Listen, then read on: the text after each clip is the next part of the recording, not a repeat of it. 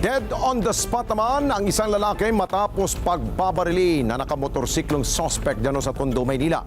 Wala pang natutukoy na motibo sa krimen dahil sinasabing wala naman itong nakaalitan ayon sa pahayag ng kanyang mga kaanak. Madeline Villar Moratillo sa balita. Patay ang isang lalaki matapos pagbabarilin sa Hirona Street malapit sa Juan Luna sa Tondo, Maynila. Sa CCTV footage na ito mula sa Barangay 86, makikita ang biktima na nakasuot ng kulay puting polo na uniforme niya sa trabaho. Makikita sa video ang pagdating ng isang lalaking nakakulay asul na jacket sakay ng motorsiklo. Sinalubong ng nakamotorsiklo ang biktima at nang magkatapat, 2 beses itong binaril. Kita sa video ang pagbagsak ng biktima sa gilid ng kalsada. Bago ito ayon sa testigo, naulinigan pa niyang nag-uusap ang biktima at suspect. Hindi ko namukhaan pero nakita kong bumunot ng baril. Nung nakita ko ng baril, sinilip ko kung kung may kasabay ba ako o ano.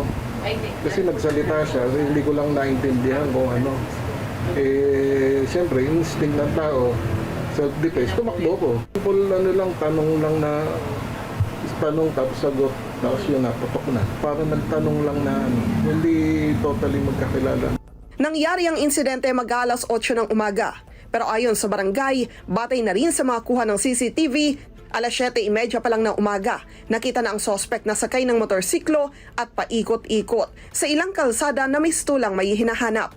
Nakilala ng pulisya ang biktima na si Darius Quebec, residente ng Lacson Street sa Tondo. Hindi po tiga rito pareho po Nadaan lang po dito. Siguro po on the way na siya sa trabaho, nadaan para sumakay ng jeep. Doon po sila nagkasalubong ng gunman niya. Nagsasagawa na ng backtracking ang Manila Police District para mahanap ang suspect. Inaalam na rin ang motibo sa krimen, lalo at ayon sa kaanak nito, wala naman silang alam na nakaalitan ng biktima. Madeline Villar Moratillo para sa Mata ng Agila. Matatag, matapang, matapat.